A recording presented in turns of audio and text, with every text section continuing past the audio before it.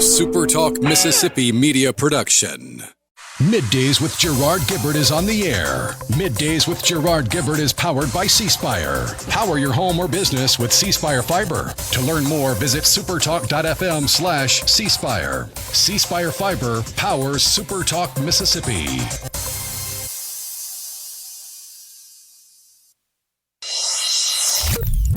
Get ready to go beyond the headlines and join a meaningful conversation with people from around the state. You're listening to Middays with Gerard Gibert here on SuperTalk Mississippi.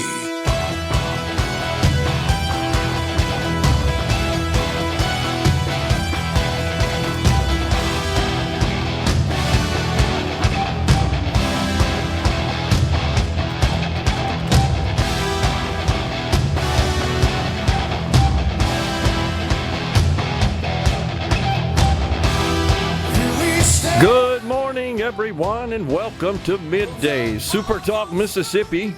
I'm your host, Gerard Gibert, along with Rhino in the Element Wealth Studio, guiding you through the middle of your day with facts, fodder, and fine music on this Friday Eve. Welcome back there, Rhino. Howdy. I trust you had a good little break there. Oh, yeah. Awesome. Always good to get away, disconnect, decompress, and catch up on sleep. Clear the head a little bit. Well, we've had a bunch of stuff going on, as you are well aware. I got to start with just mentioning that one of my all-time favorite musical artists passed away a few days ago, April 19th. That would be Dave Mason. Now, he may not be a household name. My gosh, was this guy incredibly talented, absolutely a genius. Singer-songwriter, guitarist. I guess you could say he rose to prominence in the 60s as a founding member of the rock band Traffic. And one of the songs that he wrote that's been recorded by numerous artists is Feeling All Right. That's been recorded by a bunch of them. You know, that group Traffic, it has some pretty good folks in that band, as you recall. But Mason was one of the founding members of that organization. He also played on with Derek and the Dominoes, with Eric Clapton, played in some Fleetwood Mac tunes, just incredibly talented. I was really into Mason back in high school, 73, 74 time period. He recorded, Rhino, you got to crank it up for us later on today, All Along the Watchtower, originally, I believe, written and recorded by none other than the great Jimi Hendrix. I'm still not exactly sure what the song's about. It doesn't matter when you read the words, but I actually like the Mason rendition of it a little better than Jimi Hendrix. But Dave Mason, 79 years old, his signature song maybe Only You Know and I Know, and then probably the latest big tune he recorded, you still hear it a lot today, is We Just Disagree. That was 1977, a solo hit. It's kind of a staple of classic hits and adult radio, if you will. Dave Mason, 79 years old, May 10th, 1946, April 19th, 2026. Thank you, Dave, for just an unbelievable number of hours of musical entertainment. So, the Navy Secretary has departed the building.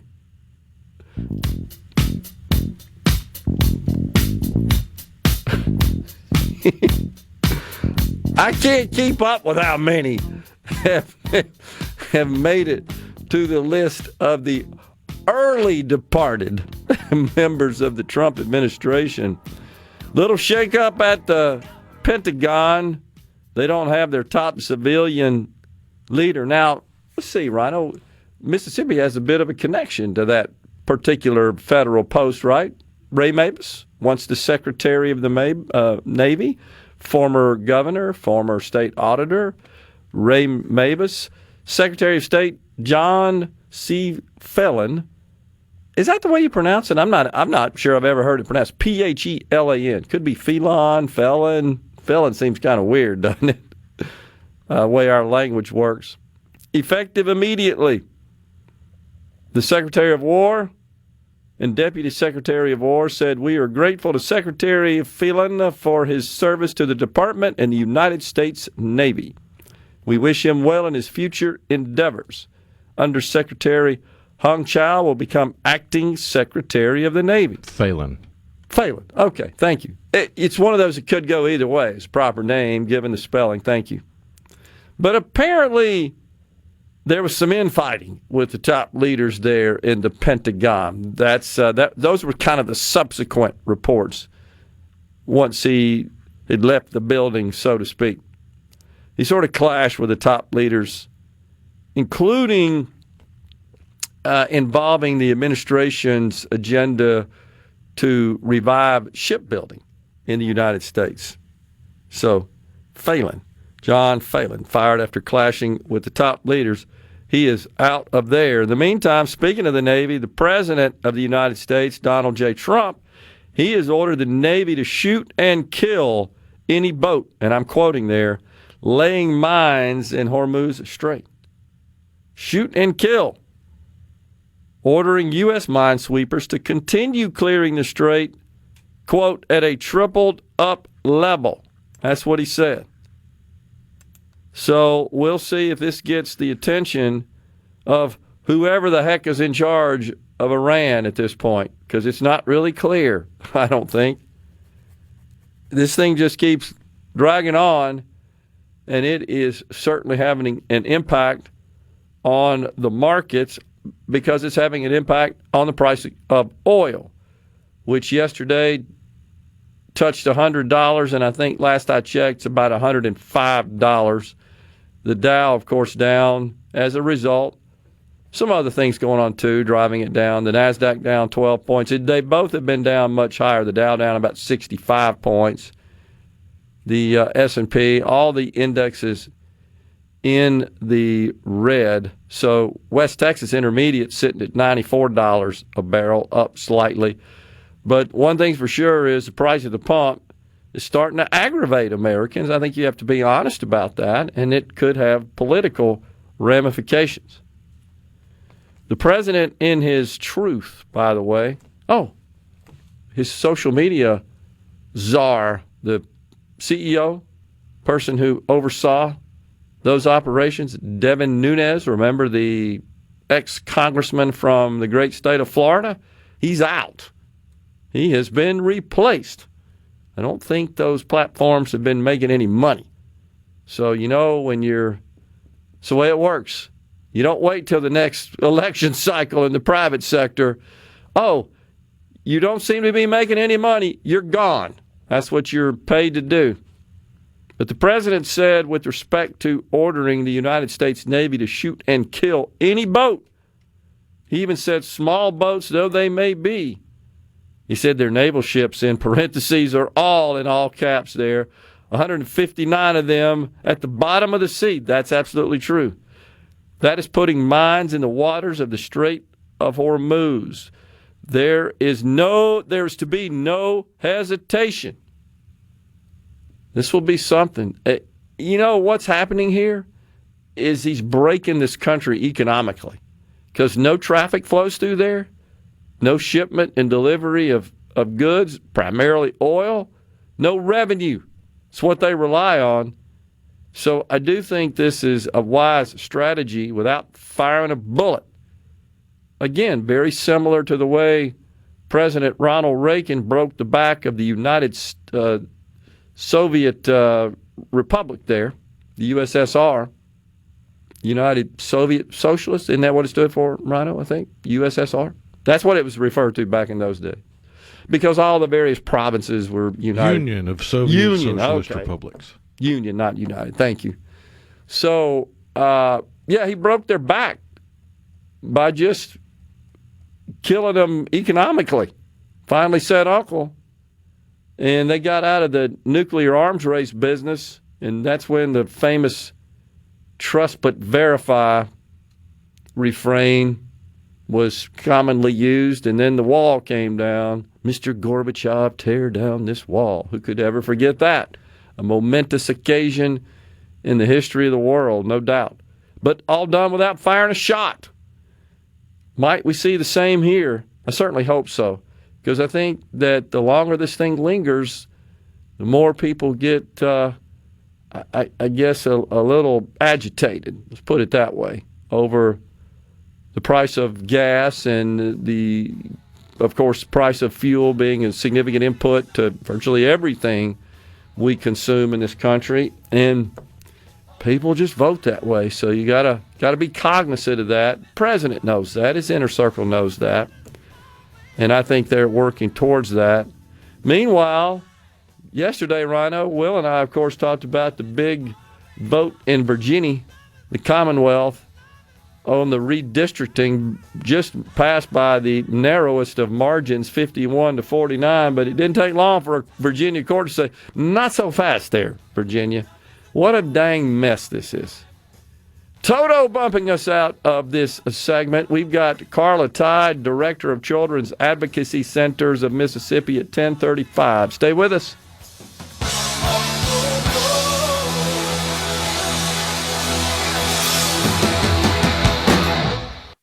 If you're ever... This segment of Middays with Gerard Gibert is brought to you by Covington County Hospital in Collins, where your health matters. Middays with Gerard. Good for America. Good for fans of justice and truth. Good for us. SuperTalk Mississippi. This is what we stand for.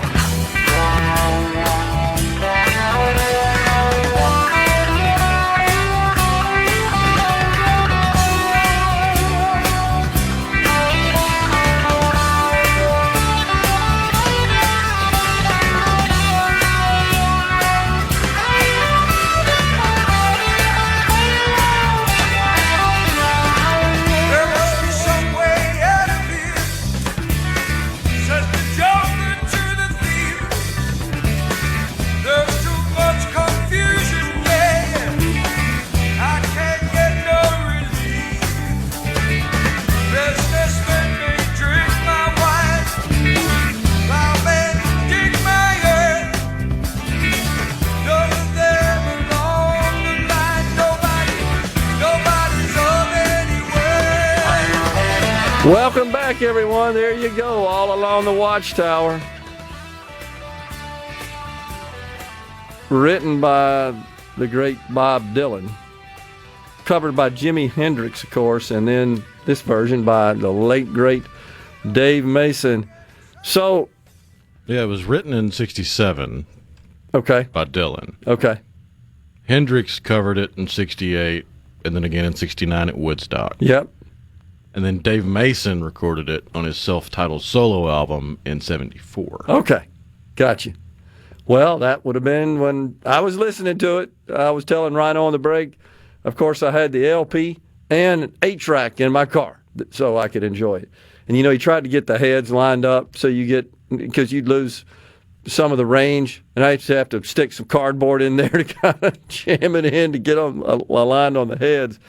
The AI machine, by the way, says that the really strange lyrics, they call it an apocalyptic song depicting a tense circular conversation between a joker and a thief about societal chaos, exploitation, and impending doom. That sounds like a Dylan song. Doesn't it, though? It symbolizes the feeling of being trapped, the failure of elite, and a, quote, poetic sacrifice against callous consumerism. Boy, that's vintage Dylan philosophy right there, isn't it? All these guys, though, musical geniuses. No matter what, you have to acknowledge that. But appreciate that, Rhino. Just talking about Dave Mason, a favorite of mine for many years, passed away on April the 19th at 79 years old. So, yeah, a judge in Virginia says not so fast there with this redistricting stuff. Said the referendum was unconstitutional. Didn't take long, did it? for the judge to rule. And, of course, folks are mad about that. The folks that wanted all that, right, are mad about it. I don't know where it goes from here, honestly. It's kind of hard to tell. They expect the case to move quickly through the appeals process because, well, how in the world do you run a campaign if you don't know what district? How does that work? I was just thinking about that. You've got an election coming up in November, but do they not have primaries? I'm not sure what the elections system is in Virginia.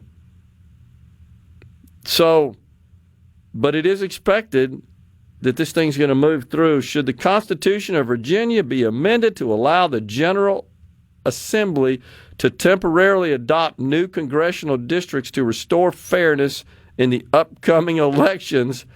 Notice how they term that, restore fairness, while ensuring Virginia's standard redistricting process resumes for all future redistricting after the 2030 census. That was the question on the ballot.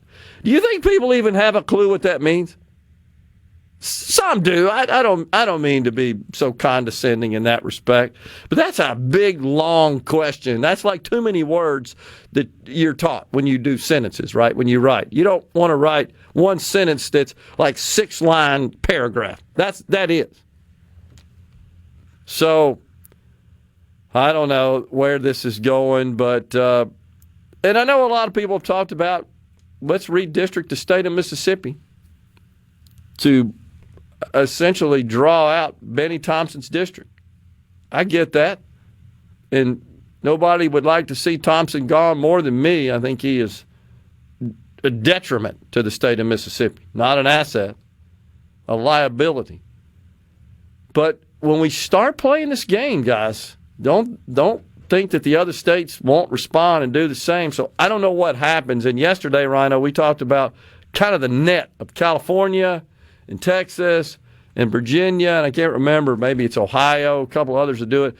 On the tables, Florida is considering. Now, another big state with a lot of districts.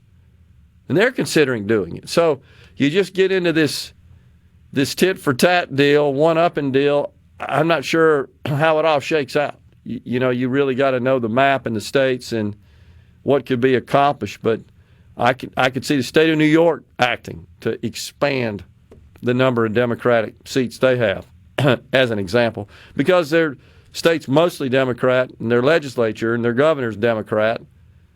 So there is a risk associated with that. And there's some other states as well that could react and respond, and so you end up not accomplishing anything. But I'd like to see nothing better than Benny Thompson's district be dissolved into a district and redrawn into a district that could be won by someone other than him. He's been there since 93. Ain't that long enough? Jeez. Addicted to the drug of politics. Apple has a new CEO. Tim Cook has resigned from that post. He's been there a long time, done a great job when you look at the profitability and the performance of the company. And he will become the chairman of the board, Will Cook. John Turnus has been named the incoming CEO, the successor. So this is a major leadership transition for what is one of the world's most valuable companies, the first to achieve the $1 trillion market cap. We got 5 or 6 now that are north of that, and by a multiple of 3 or 4, depending on the particular day.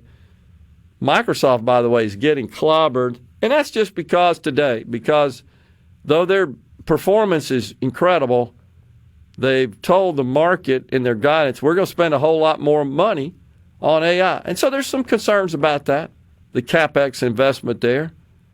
That tends to spook investors a bit. But I would say this, if you got the stomach for it, and I'm not a wealth advisor here by any stretch of the imagination, it's on sale, relatively speaking. So might not be a bad pickup. I also heard this morning, Rhino, the Secretary of Agriculture. This is something that's pretty important in Mississippi because we have such a large agricultural industry. Brooke Rollins, she said that they've just cut a deal with Palantir. You know who those guys are. They're kind of a data analytics company that also leverages artificial intelligence in their solutions, heavily used by the government, in particular the United States military. And even though the military is not going to disclose, and I don't blame them, and they certainly aren't obligated to do so, you know it's playing a big role in what we're doing in Iran, and big time orchestrated what was really a flawless operation in Venezuela. Behind the scenes, it's Palantir technology that's driving that and being used to organize and conduct those operations.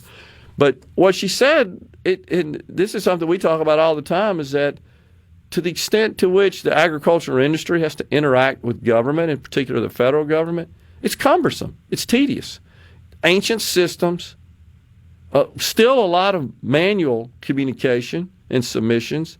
And so their goal, their object here with this contract is to clean that up and dramatically enhance that process by automating it. And Palantir's really good at that, especially with the use of data analytics and artificial intelligence. So good stuff, I think, coming down the pike, and glad to see that this administration is not afraid for private companies to make money, unlike the goofballs on the left in the United States federal government who can't stand the idea of all these technology companies experiencing such phenomenal growth because they're making money. We can't allow that to happen. By the way, I don't know if you guys have seen this story, but Department of Homeland Security lawyers were scheduled for a speech at the University of California, Los Angeles, also known as UCLA, the Bruins, their law school. And the students, Rhino, like a mass of them showed up in the lecture hall, in the graduated classroom that's clearly big enough, bigger than just a single class, but probably an assembly-type classroom. And they're all in there with these signs, and they're protesting and shouting them down. You're freaking law students. Wouldn't you want to be quiet and shut up and listen to what these federal lawyers representing this agency have to say? No. You're brainwashed is what it is. Indoctrinated. Stepping aside for a break in the Element Wealth studio, Karla Tye, Director of Children's Advocacy Centers. From the Sea Room, Gerard Gibert. He keeps his classified documents right where they belong. Inside a Journey record jacket from the 1980s. Gerard Gibert, SuperTalk, Mississippi.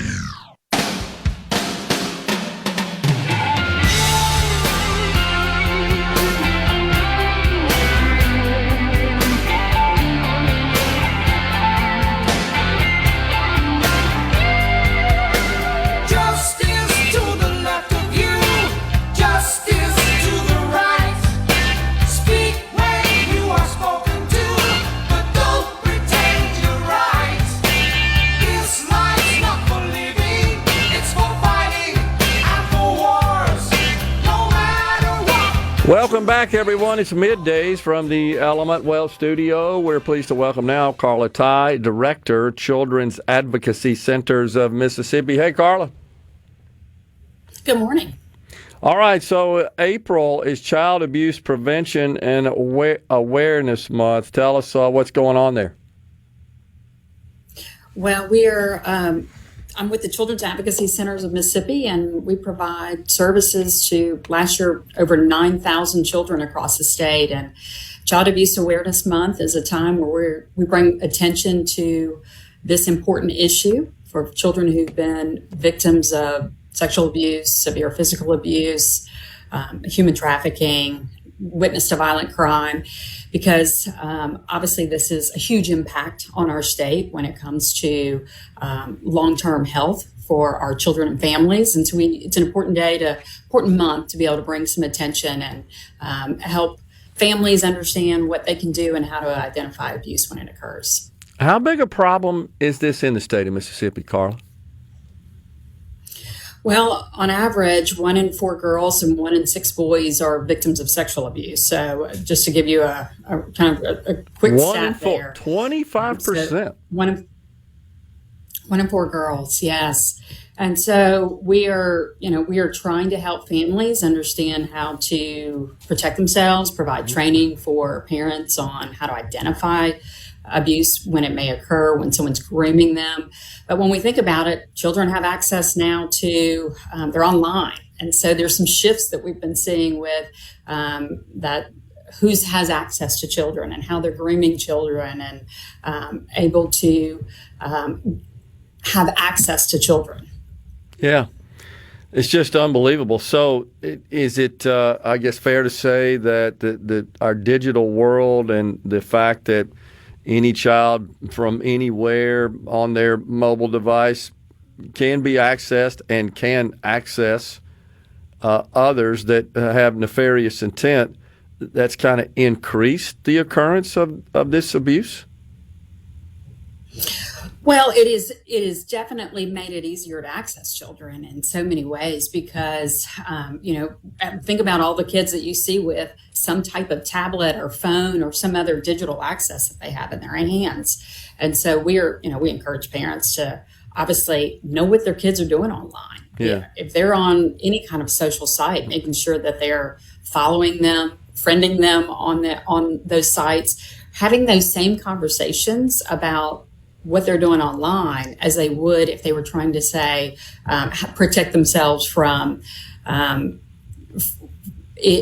somebody that has access to them. And the stranger danger looks a little different today. I mean, obviously it hasn't traditionally been the person in the white van that has been abusing children. It's obviously someone very close to them. Over 90% of children are abused by somebody that they know well. But having that digital access definitely has given another avenue to children to be victims of abuse. So do we not teach, as we did when I was a child, don't talk to strangers? Is that not something that's taught anymore? And that would mean online as well, right?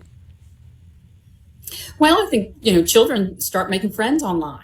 They don't view them as strangers. Yeah. And that may not be just the child that's their age that's on the other end of that digital device. It may be an adult that's posing as a child. And that's why it's so critical for parents to be able to go in and have access, know what their kids are looking at online, go in occasionally and see what apps are downloaded on their phone. But also talking to children about, you wouldn't do anything or say anything online that you wouldn't do in person. Yeah. So, Karla, is this problem more pronounced in Mississippi than the other states? How do we compare to the rest of the country here? I think we're in line with other states. This is obviously a national problem, an international problem, but we are definitely in line with other states. Okay. Which is sad to think about, honestly, given the metrics that you just shared with us, just the number that are being subjected to some sort of sexual abuse. 25% of females and 16% or so of males. That's just incredible to think about. That's way too high.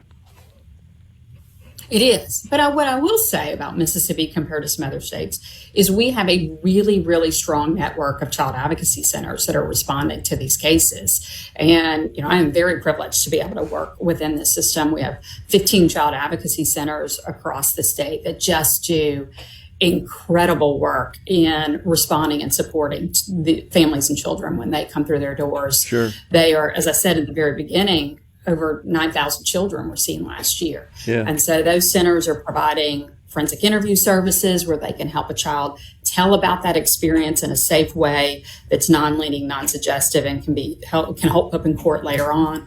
They're providing mental health services. They're providing victim advocacy services, helping children, if they have to go and testify in court, prepare them for what that would look like. So we have an incredible response in Mississippi for these children. How do they get referred to children's advocacy centers? So children come through our doors when there's an active investigation. So they're going to be referred by law enforcement, Child Protective Services. That may be the FBI, the Attorney General's office. It's going to be an investigative agency. I see. And that's when you guys get involved. I hear a little bit about this because my daughter, I'm not sure if you're aware, works for Child Protection Services. And I did not know that. Yeah, she's been there about a year, I think, and works. She's communications director and works directly with her boss. It's like the chief of communications, and then Andrea Sanders, as you know, the commissioner. And every now and then she'll share, some of the stories. She has to dig into the details because, as you know, sometimes the media gets out in front of this stuff and doesn't report accurately on some of these matters. And it's just incredible when she tells me some of the stories that was occurring in Mississippi with respect to child abuse. It's amazing. And I will say, I think working at Child Protective Services is one of the hardest jobs there is. And so anytime we can give some shout outs to those frontline workers that are out there, we need to do that because they have incredibly difficult jobs. Yeah. But, our Child Advocacy Centers, Child Protective Services, they're seeing some of the worst of the worst. It's really unfortunate what some individuals think they can do and have the privilege to do to children. And we have, someone asked me the other day, what is my biggest fear when it comes to these cases? And I said, child death. That a child stays in a position in a home where that they're being abused and it leads to that child dying, which is a very real reality for some of our children in Mississippi. What do we, as just the general public, Karla, need to know in some effort to try to help? Is there something we should be aware of where we can detect something is fishy is going on and we can report it? What can we do to help? Mm-hmm. Well, I say all the time that not everybody can do what we do. You can work at Child Advocacy Center, you can work at Child Protective Services, but everybody can do something. And if you suspect something, if that gut is telling you something doesn't feel right here in this situation, maybe the child's had a lot of unexplained absences or unexplained injuries. There may be that a child feels like they're being coached, that your gut is just saying something's not right. Definitely make a report to Child Protective Services, and that's 1-800-222-8000. That's their hotline number. And let those that have been trained to investigate it. Yeah. So we often hear someone say, I just don't know. I don't know if it's true or not, or I don't know, they want confirmation. Yeah. It's okay. Let someone who's been trained to investigate it do it. The other would be, go out and we have trainings through, and all of our local child advocacy centers have trainings through what we call Stewards for Children or Darkness to Light, which is a prevention program. So to learn the signs and symptoms, to learn what to do if your child makes an outcry, because that's a really difficult situation when a child does make an outcry and know how to respond to that. So we have those trainings. They're free of charge. You can go to our website to find that out. I'd love to see every teacher, every doctor go through some of those basic prevention trainings, which aren't necessarily taught in school. And then support the local child advocacy centers, whether that's through donations, it's volunteering. It could be as something as little as dropping off the snacks for when parents come through and or children come through and they're hungry and they haven't eaten that day and they need some snacks. So there's something that everybody can do. Good advice. Appreciate that, Karla. Karla Tye, Director of Children's Advocacy Centers of Mississippi, discussing that April is Child Abuse Prevention and Awareness Month. Thank you, Karla, for coming on. Thank you. We're coming right back, folks, in the Element Well studio. Please stay with us.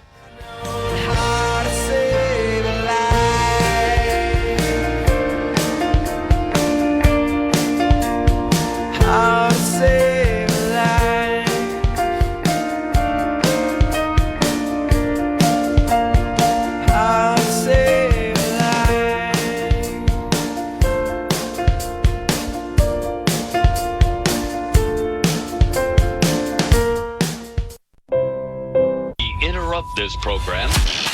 Gerard Gibert. Here we go. This is huge. Huge news. Huge news. Huge. You need to listen to this.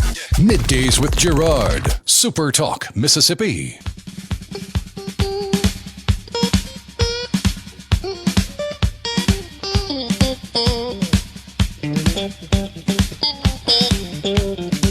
A little bit to Bakersfield.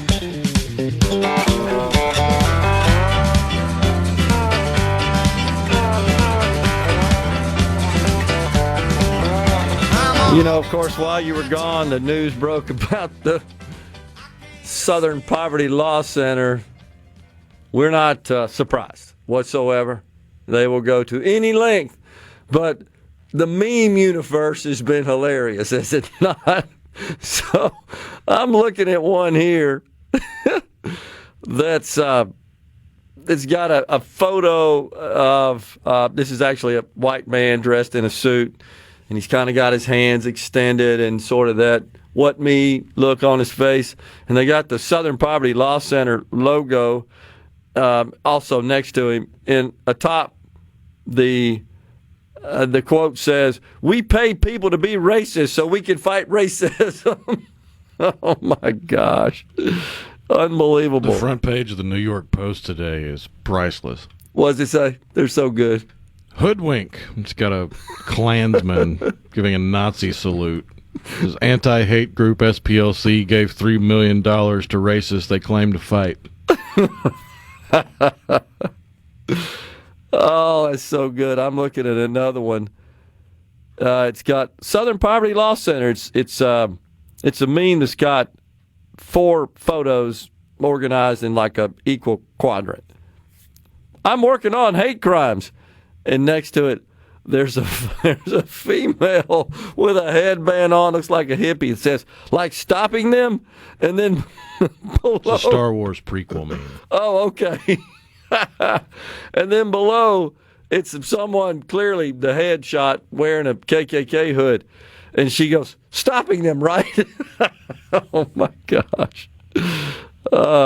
When you're at a Klan rally and you see another SPLC intern, it's got the faces. There's just a million of them. So your mission at the SPLC is fighting racism. Yes, Dave. And you've raised millions of dollars for this. This is Dave Ramsey, by the way, is the conversation, a mock-up of it. That's right. And you spent that money on, we gave it to the KKK, Dave. So good. You've talked about it. We've talked about it many times. I shared it with Will, is that, that jackpot is usually when it's the white police officer, right, and the black perp, and they're high-fiving. They're not upset about this. That's what's sad. Does this not prove it? Does this absolutely not prove what we've said, what we've contended? They're high-fiving. They're celebrating. They're euphoric when this happens. Jackpot. Yeah, man, more money flowing in, more attention, more membership, whatever the hell they do. That's exactly right. And if there's not enough of it, they have to go back to 1860 is what happens. We're running out of subject matter. Uh-oh. Not enough racism going on. Unbelievable. And then there's a bunch of memes with Hitler, as well, that are just priceless. Man, oh man. So there's more movement in this country. We'll get into this a little bit later. That's becoming a bit of a factor in the midterms with respect to these data centers. And these are people that are sadly misinformed in many cases, but it turns out that that's becoming a central issue in the governor's race in Georgia. We'll get into that in a bit. We've got Starla Brown coming up after the break at the top of the hour. She's with Americans for Prosperity of Mississippi. But from our news department, Caleb Sailors, you can check out an article he penned yesterday concerning the Compass Data Center being constructed in Lauderdale County near Meridian. So we've explained this before, that this company, Avio, up in Rankin County and Compass, they're in a similar business in that they provide what's called co-location services. So that's a situation where they supply what we call ping, power, and pipe. So it's the hardened facility of a data center. It's all the robust connectivity. It's, of course, power and all the backup systems and all the physical security. A hardened environment expressly built for hosting critical data. And a lot of times customers, rather than subscribing to cloud services, that, say, an Amazon Web Services offers, or a Microsoft, or a Google, or even a little bit lesser so, Meta. Oracle would be another big one. A customer may decide to co-locate. In other words, they own all the IT assets. They install those in the data center owned and operated by the third-party data center company. And that's what Compass is doing over in Meridian. So they just landed a huge customer. Think about it like being a shopping center. You build a shopping center and boom, you got a tenant. And it's Quarter Real LLC, $100 million investment. They announced that yesterday. 20 new jobs. They're going to have full-time people, not unusual, that will be positioned at the Compass data center. This was announced yesterday. So good news for Compass, for Lauderdale County. Big tenant. Coming right back after Fox News and SuperTalk News with Starla Brown. Your hour of Middays with Gerard Gibert is brought to you by the Mississippi Business Journal. Visit msbusinessjournal.com. Scott Coopwood, publisher and president. Get ready to go beyond the headlines and join a meaningful conversation with people from around the state. Hello? You're listening to Middays with Gerard Gibert here on SuperTalk Mississippi.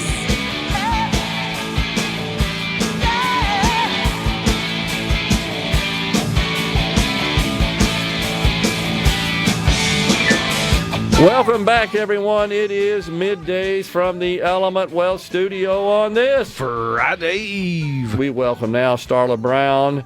She is the state director for the Americans for Prosperity office here in the state of Mississippi. Good to see you, Starla. Thanks for coming on. Yeah, good to see you too, Gerard. Always great to talk. We were in the break there talking a little bit about data centers, right? We have been. And artificial intelligence. I just attended a class last week. I'm coming back from Boston for our all-staff retreat, and I've been putting a lot of my time into some AI this week and loving it. It's unbelievable. It is unbelievable. And it's also very good to know, in my view, that the president is totally committed to this. He understands how critical, how vital this is to our physical security, honestly, our national security, as well as our economic vitality. He gets that, and he knows that we cannot cede the high ground of AI and quantum computing and just technology superiority to our foes on the global stage. He totally gets that. Yeah. Now, that being said, we got to continue to make progress and pursue this evolutionary technology in a responsible and ethical and safe manner, and that's possible. We can do that. Yeah, so there's ways to do it without limiting innovation and taking away from the jobs that it will create here in Mississippi. Totally. Look, I'm not, our organization. I'm big friends of corporate welfare, but at the end of the day, I love what you were talking about earlier about this new piece coming into Compass. Lauderdale County, Meridian's my hometown, so good to see some jobs coming there. It's a big deal. It is a big deal, and so we've got to do things. I mean, there's legislation out there we've had called Right to Compute. There's some different things you can do at the state level that just sort of shore this up. And so if the legislator is interested in making sure that we're not restricting AI to the point that, there was one bill we opposed this year. Won't get into all the details, but it was the use of AI in the mental health piece. Yeah. But some of the things in there was written in such a way that it was so restrictive. I thought people were going to go to jail if they got on Chat GPT. I'm kind of, exaggerating a little bit there, but it was, it really restricts stuff. And so we're watching these bills pretty closely because we look, do we need guardrails? Yes. Do we need some things? But we don't want to hold ourselves back when everyone else around us is advancing. It's a fine line. That's very fine absolutely line. Right. And I'm not for just a complete free for all. I do understand the risks. I think clear thinking people do of this novel technology. But we can implement reasonable guardrails, regulations that don't impede innovation. Yeah. We can absolutely do that. We got smart people in the country that know how to do that. So while we're talking about that, this is on the C Spire text line regarding data centers. I wish you talked to some of the citizens in South Haven. The noise from the power system being used to power XAI is brutal. If done properly, like Amazon and Madison, they can be fantastic. If they are done like the XAI up there, it's bad for citizens. So we were talking, Starla and I were talking about that on the break, and the difference is that Musk was a little impatient and did not want to wait for the power company to stand up the necessary transmission and power generation facilities, and so he decided to just build his own dang turbines there on the campus. So he's behind the grid, if you will, and there is a lot of noise associated with that. It's my understanding that a lot of that it will go away once construction is complete and they're in normal operation. There is kind of a waiver period the EPA provides, by the way, when something's new like this that will also terminate. So keep an eye on that. That is not the way that Amazon Web Services campuses in Madison County are powered. They are, in fact, connected to the grid, with Entergy making a $3.5 billion investment. We don't even talk about that as part of the economic development story here. The power company's making a major investment, creating lots of jobs, and that's all good for Mississippi. Yeah, and as long as those investments aren't passed on to the ratepayers, which they're not. And, that's right. And you know, a lot of people have been saying that, and they're not misunderstanding that piece in how these contracts were put together, then you know what? It's a win-win situation in that part. So totally agree. Yeah. So good stuff. But economic development critical to our state, as you well know. It's the way to address our most pressing problems, not with a bunch of laws coming out of the legislature. Right. Exactly. And especially laws that impede progress. Like those are not the way. And you know, look, we've got a lot of decades of not getting economic policy right here in the state. We just do. And so it's good to see, you know, I think over the last decade, a trend away from some of that. We still got a ways to go. We still got some mindsets that need to change about that. You know, we don't have to legislate or put a law in place every time. It ought to be a law. 6 most egregious words in the English language when put together isn't always what needs to happen. The government doesn't have to actually intervene on every single thing. So I get that. But look. Give us an update. Yeah. So from a standpoint of the legislative wrap up, you know, April 15th, tax day, we were up in Boston. A few of us went to the ship and threw the tea over in protest. But we want to thank Congressman Michael Guest and Senator Cindy Hyde-Smith. They both did a video about obviously in this year people got more. We're seeing people coming out with more and more stories about how much more they got back on their tax returns, and so on the federal piece, you know, we're excited about that. But but from the state legislative wrap up, we made a little bit of incremental steps this year on certificate of need. And so we had a couple of bills that we worked through, and that was part of the strategy that we started May of last year, so almost a year ago that we started working through that. Now, is there more to do? Yeah, but I will tell you this: what I saw this year on certificate of need, one of the bills, it kind of doubled, if you will, in the 3 areas, what triggers an application for a certificate of need, right? So if you're an existing organization or new organization, there's certain things that you want to do like that you don't have now. You don't have to go fill out the application if you come in at this budget for what it's going to cost. Like, so a piece of equipment, I think that's at $3 million now, I believe. And so if it's under that $3 million, you don't have to apply. Just go buy the equipment, do what you need to do there. And then we also had this small community hospital pilot program that was in House Bill 1622. There was a Senate version and a House version, and thanks to Chairman Sam Creekmore, they came together and put this pilot program out there. Now, we still have a lot of things in rural hospitals to fix, but there's absolutely some opportunity there around not impeding them with certificate of need laws for certain things that, for those that can and want to do some sort of expansion, there's some exemptions that make sense.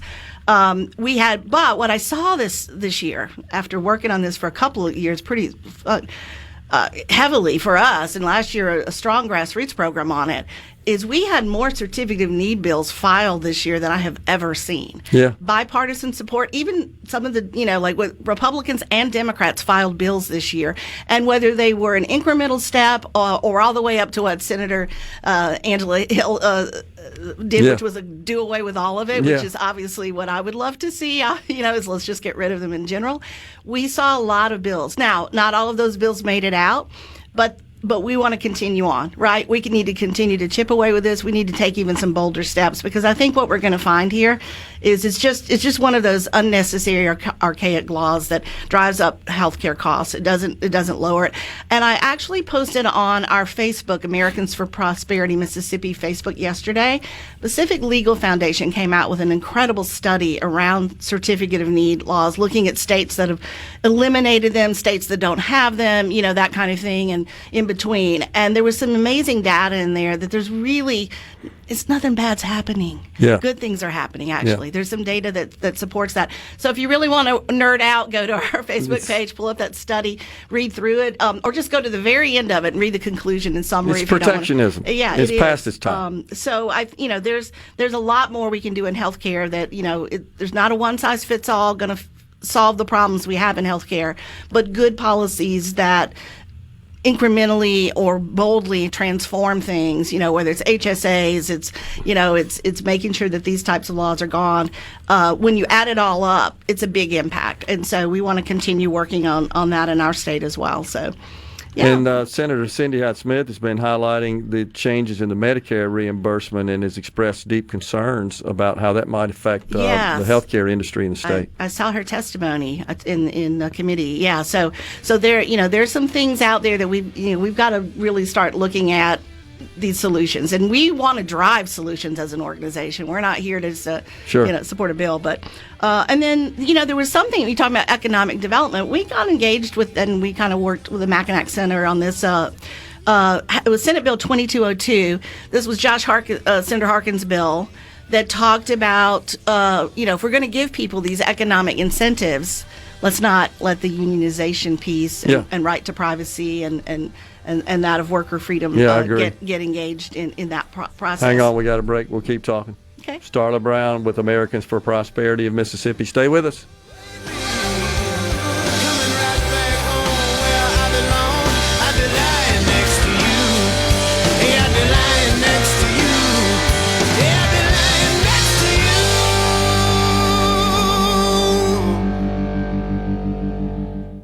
We think Diamond. Okay, is everybody ready? I'm ready. Ready here. Middays with Gerard Gibert on SuperTalk Mississippi.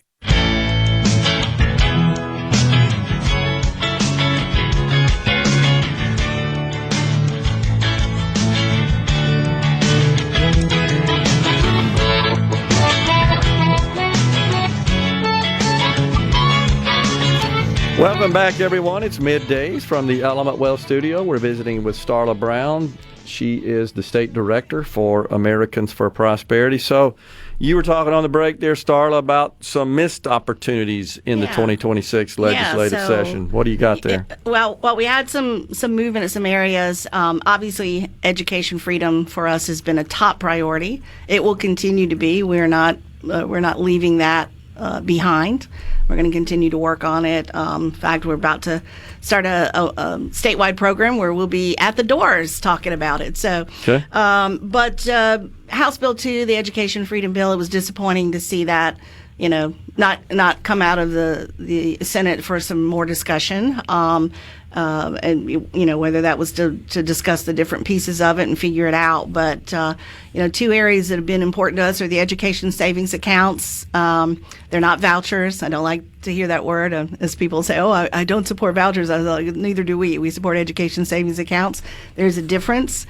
And the open enrollment or portability, as we say here in Mississippi, so it doesn't get confused with insurance piece, still needs to be solved. And so I think what we're going to have to do is we're going to have to sit down with some more people and hopefully come together. But hopefully by the end of this year, we're going to have some good hard data to share with them about that and the support. Because what we've seen already at the doors is, the average person out there who's not at their partisan meeting is in support of this, and the polling has shown this for several years now.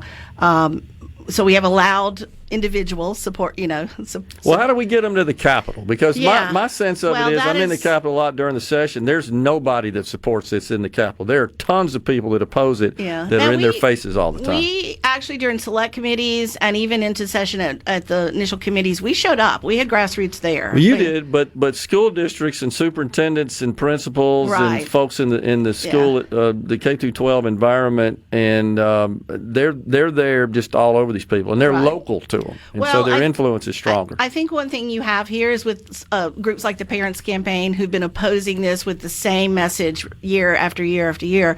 I don't know, what is it, like 19 years now? Yeah. So we're obviously our grassroots has to step up, and we're working on that again this year. So we're going to continue to do that. But one of the things that we worked on with one of our internal partners is looking across the country, because the fear is, I'm going to be taken out of office, right? This group's going to vote me out. Well, we're not seeing that. In fact, when I did a study about 45 to 60 days ago with this partner, there was nowhere in the United States where people were being unelected because they supported school choice. In fact, it was quite the opposite.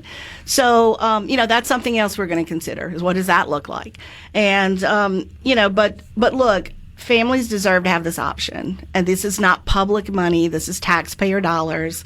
And if a parent has a need, that doesn't mean there's going to be people running en masse away from a public school that they love or coming in, because there's guardrails around that as well. So I think getting more and more the message out there, because sometimes when you talk to people who think one thing because they've heard the same message for these 19 years, when you actually sit down with them and start talking about what's really in the bill, then the conversation shifts a lot. And I've heard that from both legislators, from our team, our volunteers. So we're going to continue on. I mean, it's taken years in some states, but we're not leaving it behind. It's an important matter. Well, with respect to leadership in the lawmaking process, 2 out of 3 support it.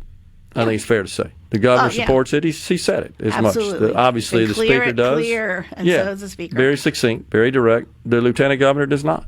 Yeah, and that's a problem. Yeah. So, but the lieutenant governor won't be there forever. So, that's right. So there's that. There'll be some rotating of the crops, as they say. Exactly. So we're going to continue to work on that, and I do believe that there are people who want to, in conversations, who really want to support this, and they really want to do it. I've had even some people who are thinking about running for office reach out to me recently, want to sit down and just say, I need to understand.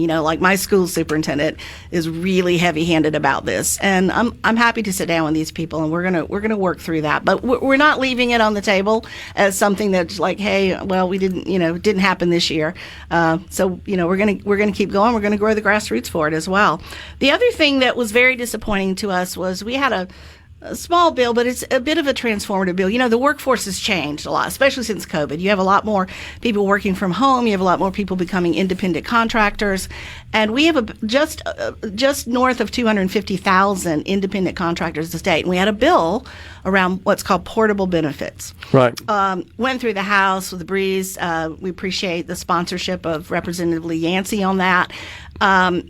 Took a little time to get double referred over in the Senate side, and there was some questions around something. We even offered an amendment to take a piece out around tax deductions, if we wanted to look at that further, but it died, basically didn't get heard in the Insurance Committee in the Senate side.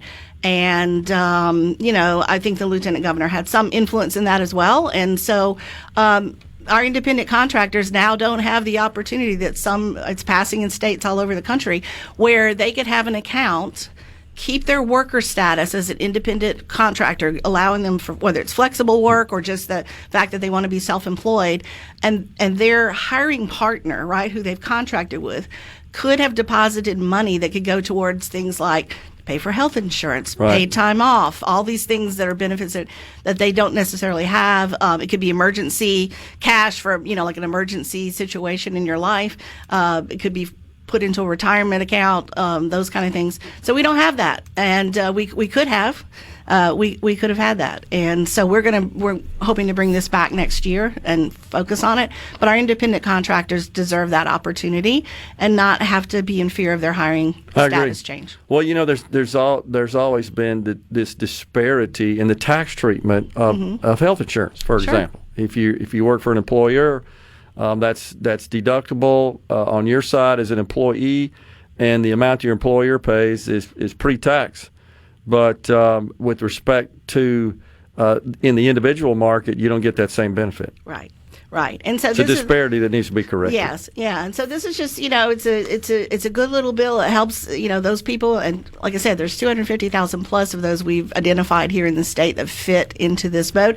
It was all voluntary, so no business, no entity on either side would have to participate if they didn't want to, right? Yeah. And so, but I use the gig economy a lot, and that's one segment of self-employed individuals. And I got to tell you, in talking to these people, because they're at my door frequently. I don't go shopping at the grocery store. That's where I treat myself a lot. And but I've talked to some of them, and they would be so appreciative of this. It's a way for them to save. And I was asked a question. Well, what if they just pocket the money and use it for a cash emergency? Like let's say that economy slows down. Well, at the end of the day, let's say it did. I'd rather they have something in there to keep them going till they can find new employment or whatever that looks like, right? Or find another opportunity. So I think we've got to start looking at modernized work differently than we have in the past. Yeah, I would totally agree. One thing I wish the legislature, talking about stuff that didn't get done, going back to that, would have addressed is the OBBBA, the One Big Beautiful Bill Act, the tax provisions there that relate to individuals, deductibility of premium overtime, automobile interest tips, et cetera. We didn't do that in the state. So there's a reconciling item there. And so deductible for federal tax purposes, not for state tax purposes. Right. We could have corrected that. Yeah, there's a lot we could have done. There was everything from free speech bills to scope of practice bills for like CRNAs, pharmacists, allowing them to advance their scope of practice as well. That just didn't come out, deregulatory type bills, that are going to take away regulations, and then even bills that, we're going to be forward looking on this, even bills that hold these agencies accountable, like Judicial Deference and REINS Act, that put more power back into the legislators to make sure that the economic impact and rules that are made are not impacting the citizens of Mississippi without some representation.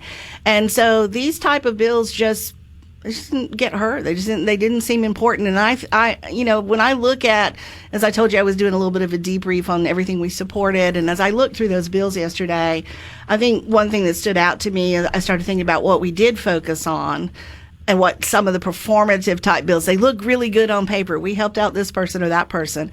But if you think the law needs to apply equally to others, right, and you want to look at how can we really benefit people in Mississippi, there's a lot of opportunity here to open up some of that and refine it further. We've passed some good things in the past around that, but sometimes we'll take something and we'll only go 3/4 of the way, and we want to get there 100%. Gotcha. So one thing that's really been highlighted quite a bit across the country, and there's a strong focus on it, is this issue of property taxes. Do you guys have a position on that? I'm still looking into that. Okay. I will say that I've talked with state directors in other states where mathematically the math ain't mathin', right? And so this is a problem. Obviously, we're for lower taxes, limited government, but there are times when we have to say, like, what is the reality of the lower taxes, right? What key roles of now? Can we cut spending? We can always look at cutting spending. Sure. First and foremost, we should do that. But are we funding the right things like infrastructure, right, education, those kind of things? Are we funding those properly? You can cut spending to do that. And so, I probably have a little bit more on that for you later. But appreciate you coming on. Yeah. Thank you, Starla. Coming right back, folks. From the scene. Properly set all controls before recording. All systems go. The talk that keeps Mississippi talking. Middays with Gerard Gibert on SuperTalk Mississippi.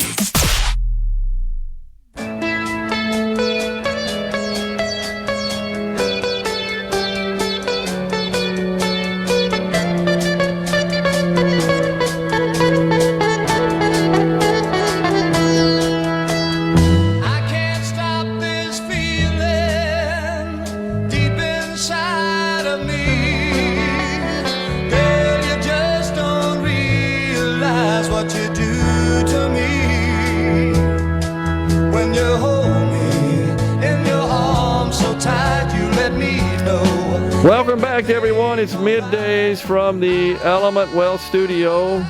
Appreciate you being with us today. So, yeah, this issue, Rhino, of property taxes seems to have gotten more attention here, I would say, in the last couple of years than I can recall. And not just here in Mississippi, but nationwide. People are pushing back on that, and there are all kinds of ideas thrown out, everything from complete abolition of property taxes to, hey, once you own your home, discontinue the property tax once you achieve the age of 65. Either additional exemption. We do that in Mississippi now. You get a slightly increased additional homestead exemption that I think the last I checked could save you up to $750 or something like that on your property taxes. I think it's $7,500.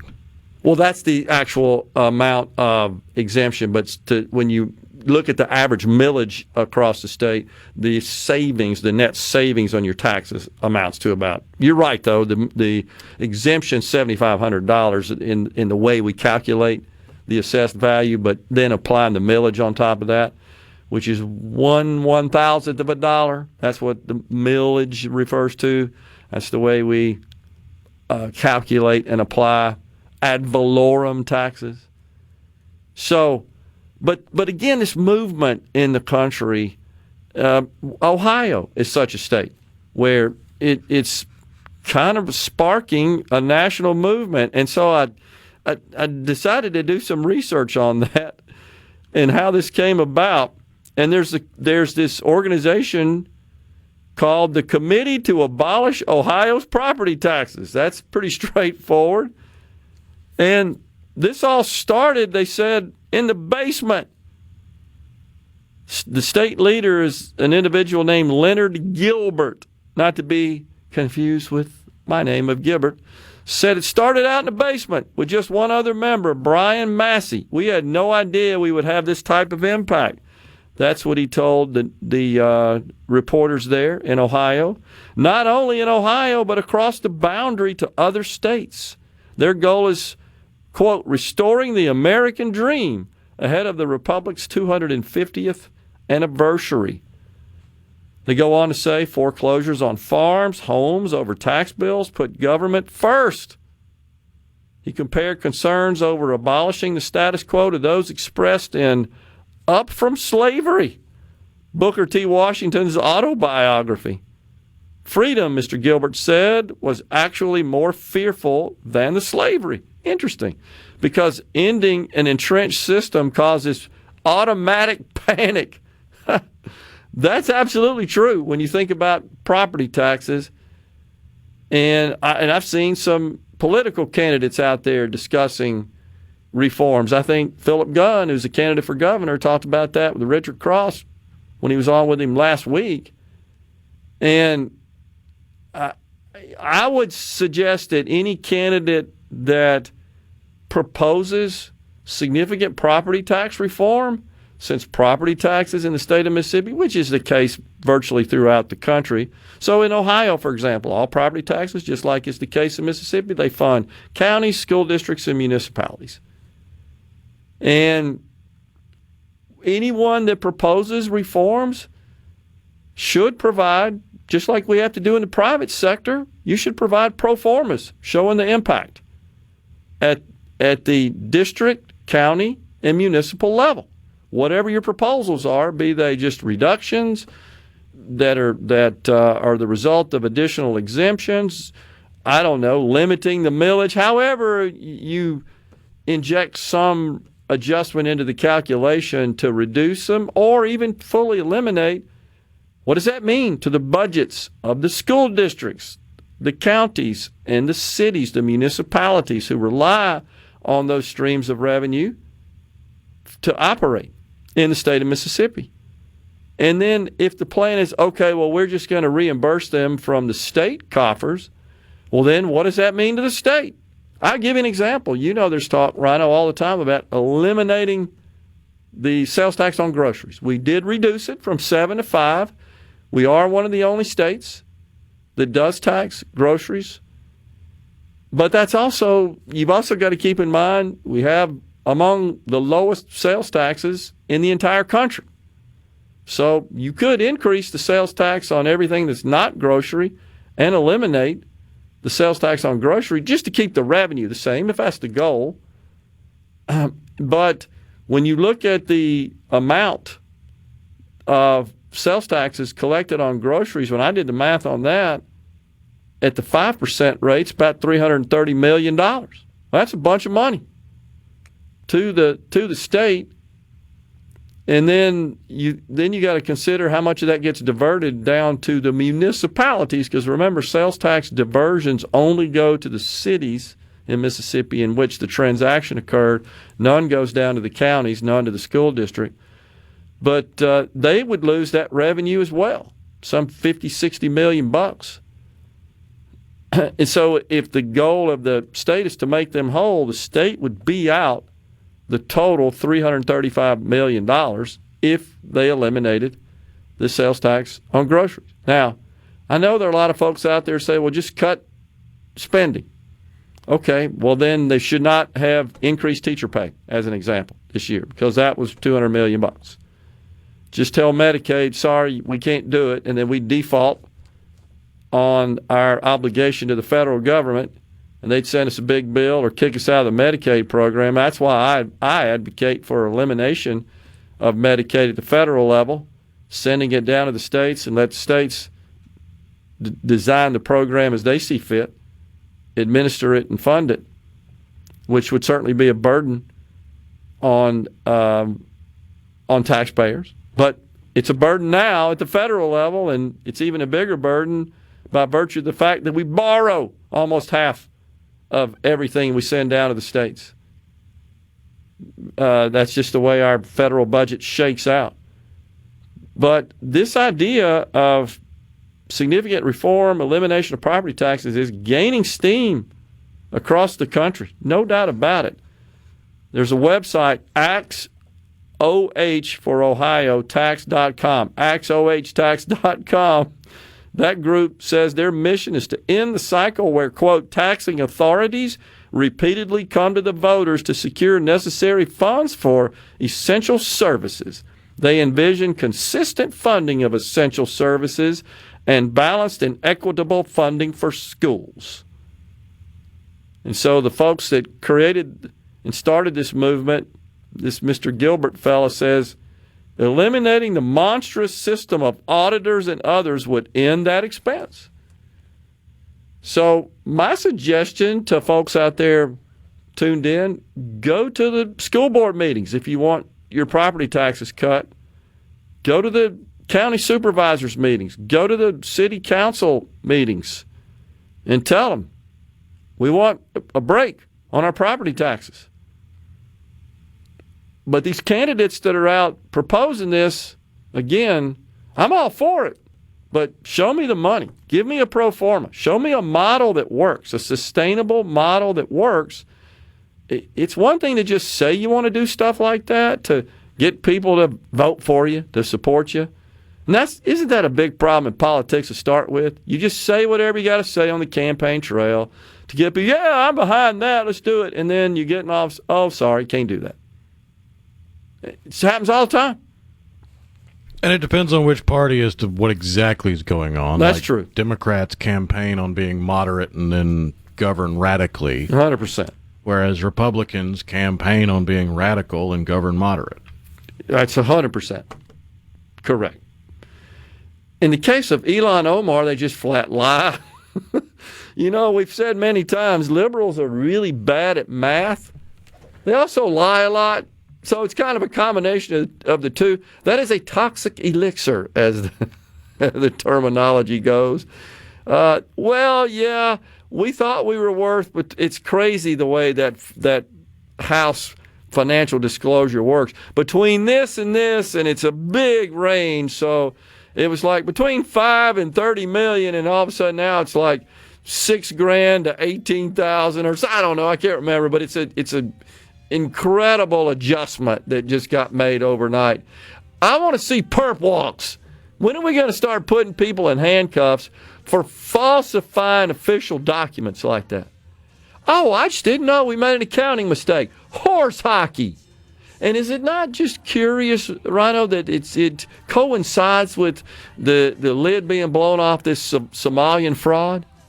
Is there something to do with that? Because they said they owned a winery. I don't know. Whatever happened to the guy that squirted apple cider vinegar on her? That's true. We're going to take a break right now. Coming right back in the Element Wealth studio.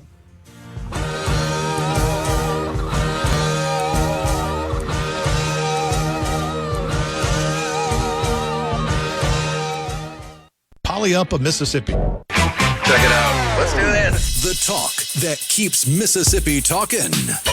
Middays with Gerard Gibert Let's get on with it. on SuperTalk, Mississippi.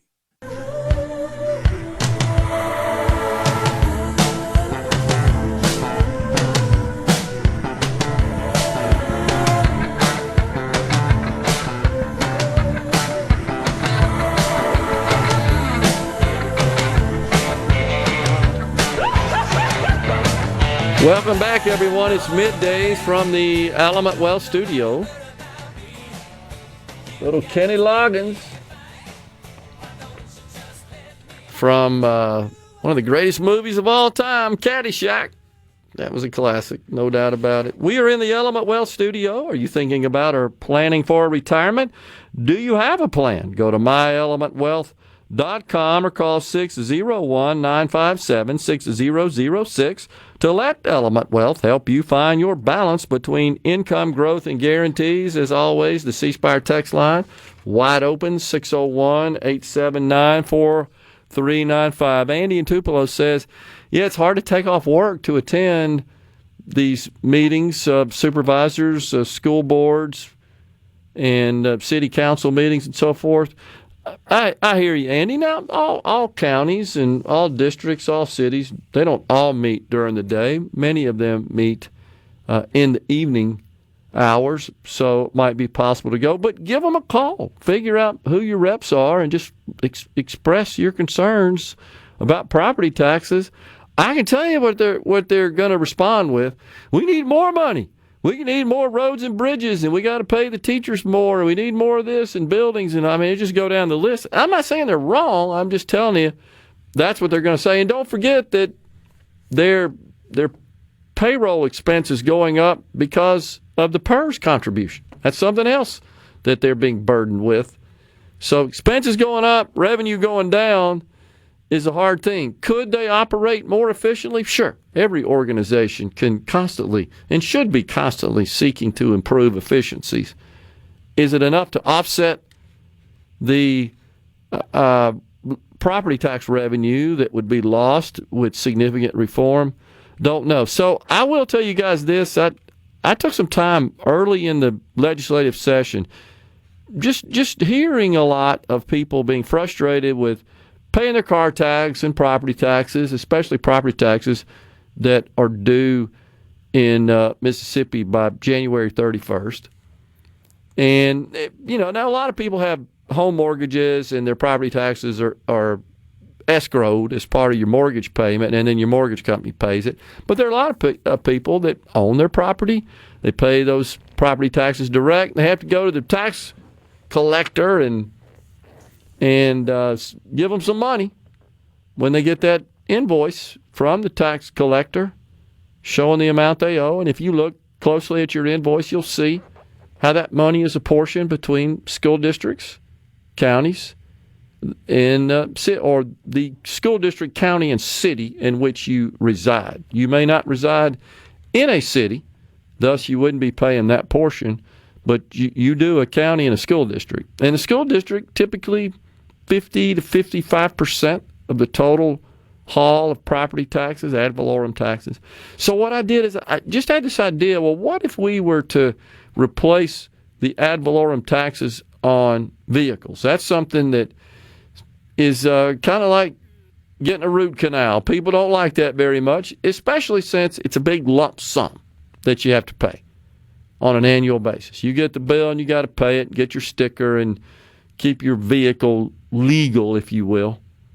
And so I had the Department of Revenue run an analysis showing by county the amount of vehicle ad valorem tax collected, the amount collected from the two at the county level from the standard 7% sales tax. Remember, that goes to the state, and then the state diverts, what is it, Rhino? 18.5% of it, I believe, back down to the municipality where the transaction occurred. And so I had them run that, and then I said, hey, look, if we just increase sales taxes by 1%, what would that generate in that county? And just contrast that to the ad valorem taxes collected on vehicles to see if that would cover it. And no surprise, it depends on the county.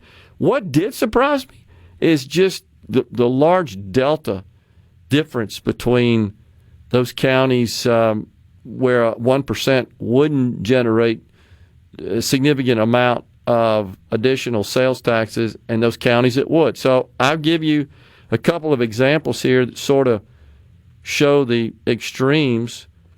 DeSoto County. Let's look at that one.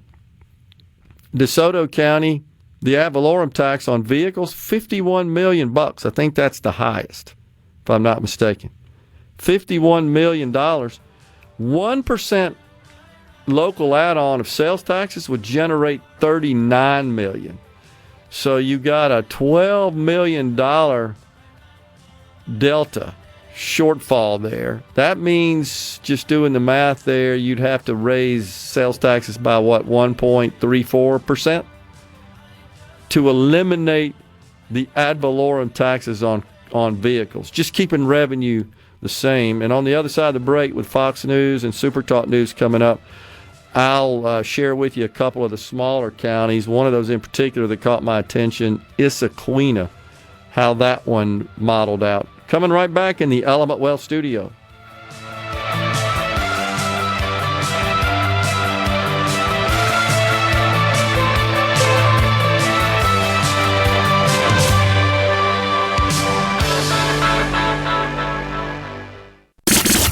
And now, another hour of the talk that keeps Mississippi talking. Middays with Gerard Gibert. Begin your transition now. Now on SuperTalk Mississippi.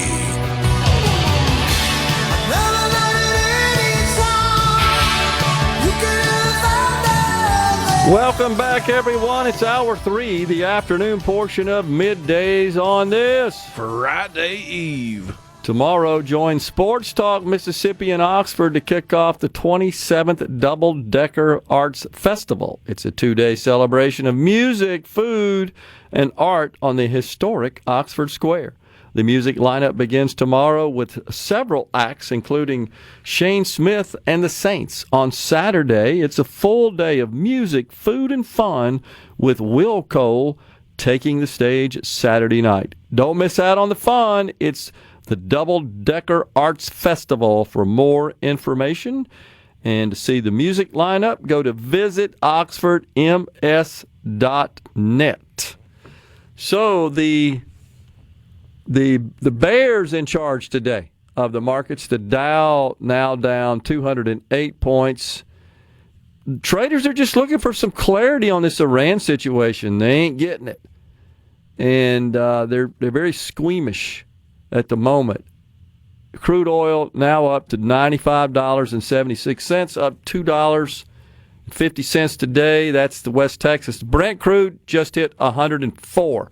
So no good news for you there with respect to the price of gas and how this will affect the cost of a lot of other stuff that you buy. So stocks are slipping again as traders are waiting for some clarity on this situation in Iran. And I certainly hope they get it in a hurry. Again, the president says, shoot those mine boats, shoot anything that's trying to get through that strait.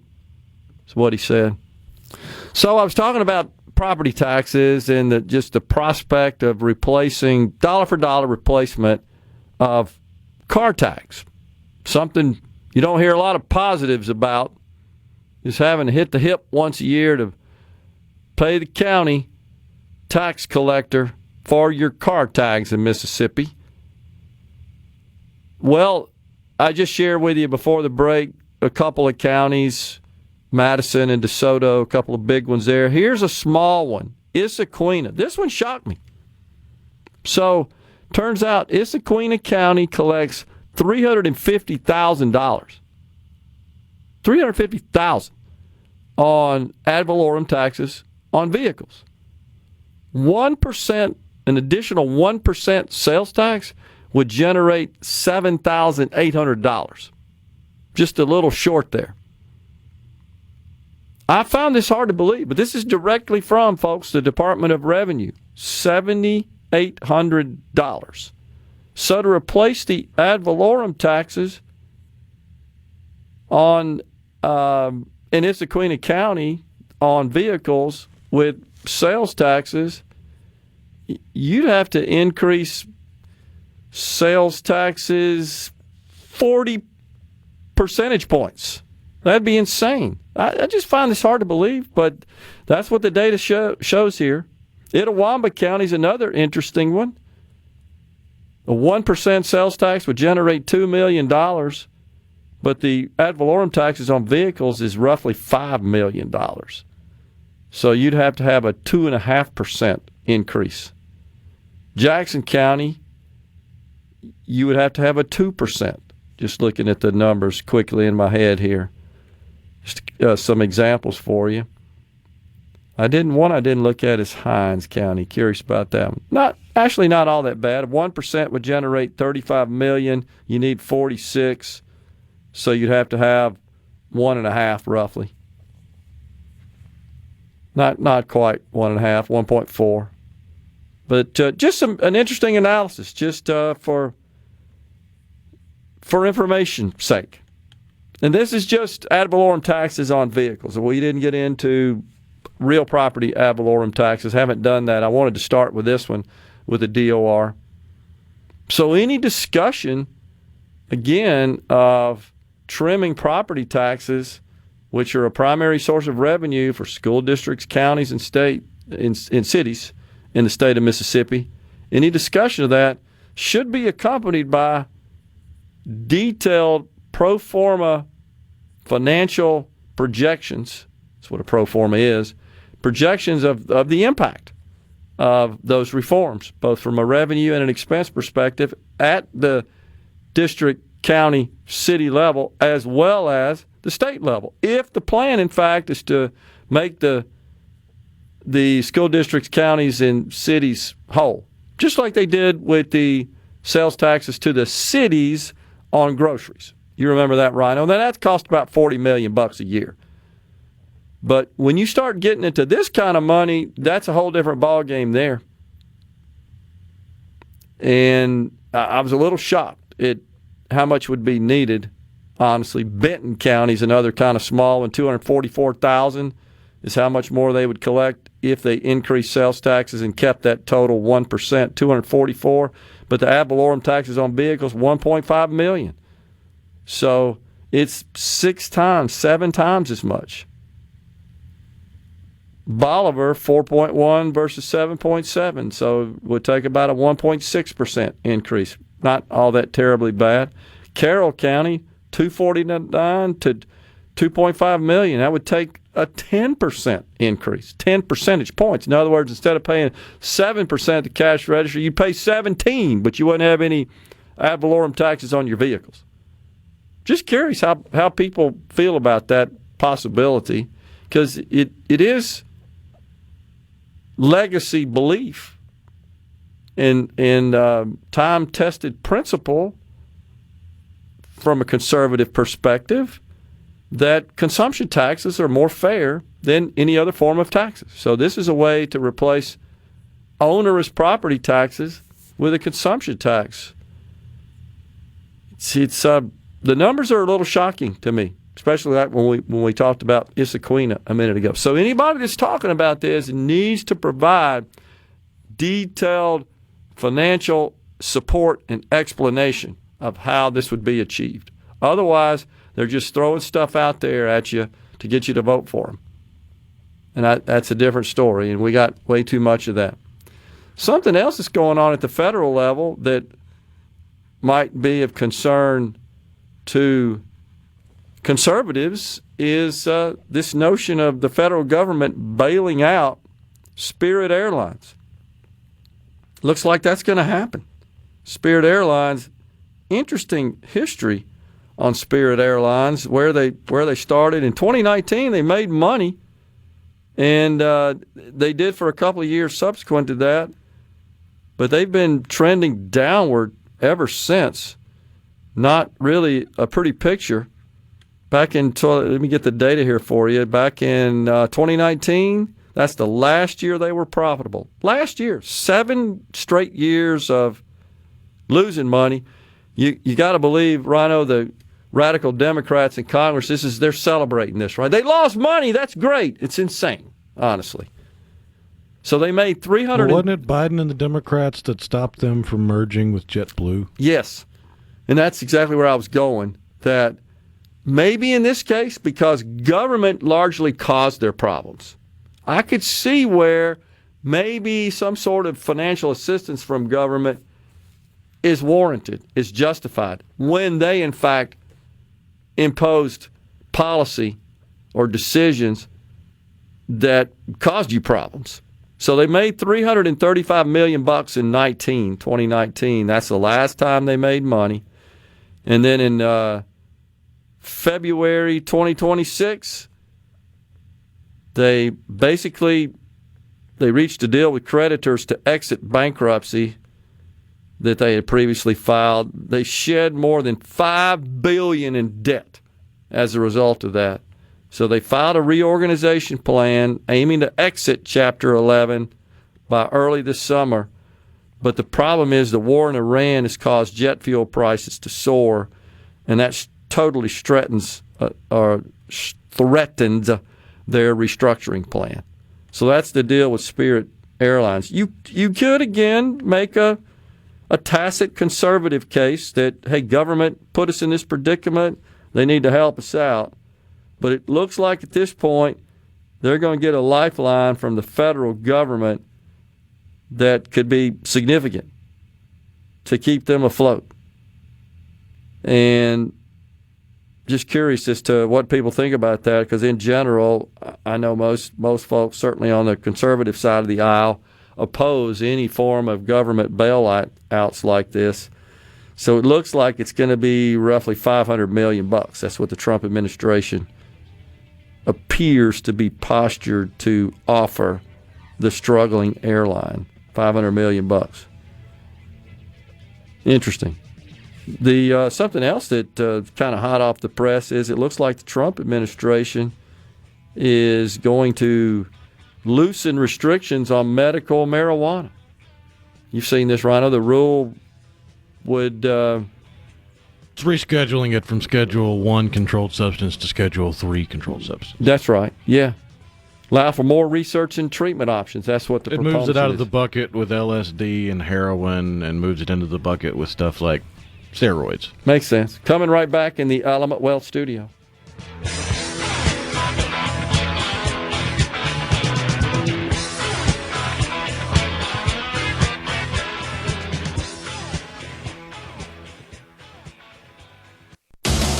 Hello. Middays with Gerard Gibert. It is on SuperTalk, Mississippi.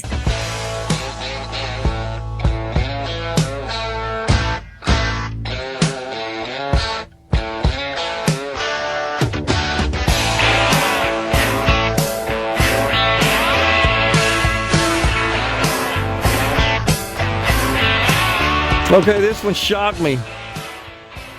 Let's see, in Mississippi, didn't the bill pass into law, Rhino, that requires one's biological sex to be included on their driver's license, not how they identify? I think that was Senator Angela Hill's legislation. I believe that passed and got signed into law by the governor.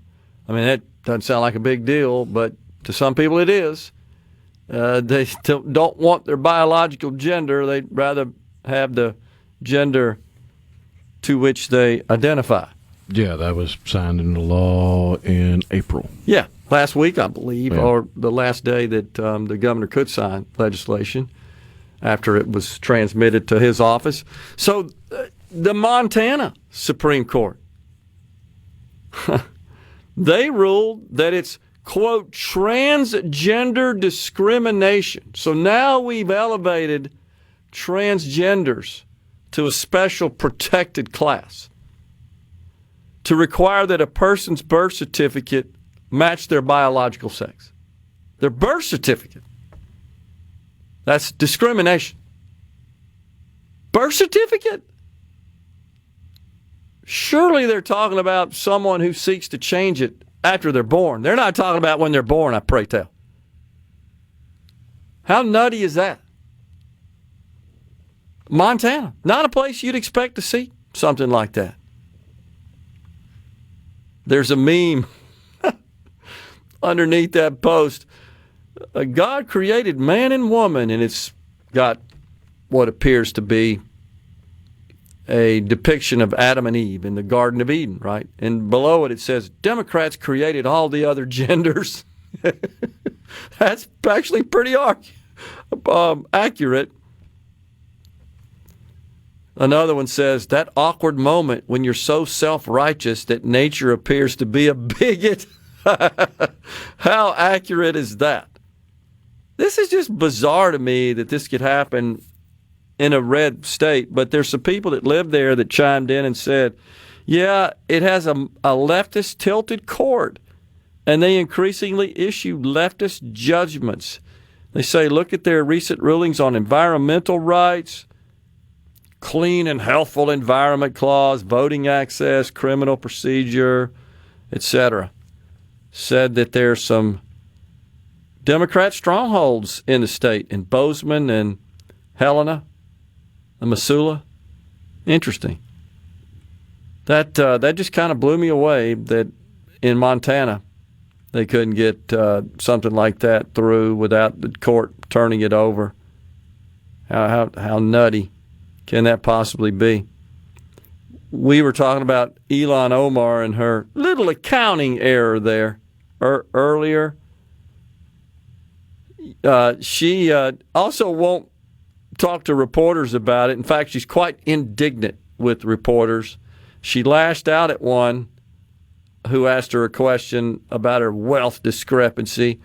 I don't want to tell you, Jack, fill in the blank. Oh, isn't that nice? And you know, I've talked about this before. You've kind of jumped on me, said I'm being a bit too prudish, but Hakeem Jeffries, you know who he is. He's the minority leader. And he was at the podium yesterday saying, F around and find out, you know, the famous little FAFO. That's really nice. This seems to become more prevalent in our communications in even formal political settings now. I find that abhorrent and unacceptable and inappropriate.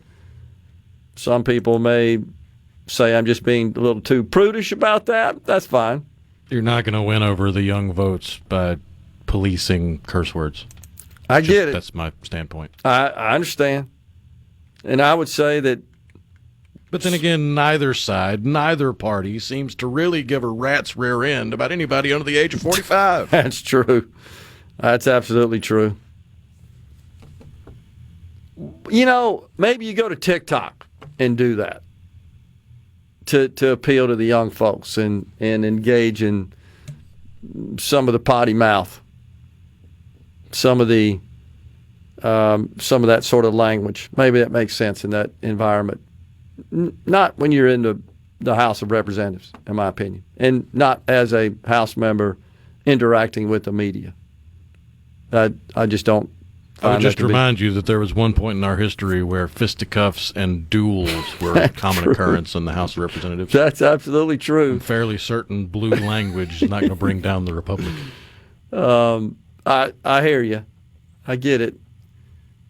Well, up in Missouri, looks like they're going to get their wish where they're going to vote on eliminating the income tax. We've been talking about this morning, and expanding their sales tax as a replacement for it. This is a constitutional amendment that would direct future legislatures to cut personal income tax rates as the state revenue increases. Very similar to what we attempted to do here, but had some drafting errors. This would allow the General Assembly, is what they call their legislature, to expand the sales tax to, quote, transactions involving any goods and services, end quote, without having to return to ask for voter permission. 9 Republicans sided with Democrats present for the debate in opposition to the plan. Governor Mike Kehoe supports it, and there certainly are some concerns. You know, my take on this is one way, and really the best way, to reduce this property tax burden is to attract more industry into the state, because even when they are provided financial incentives to locate in the state in the form of tax abatements,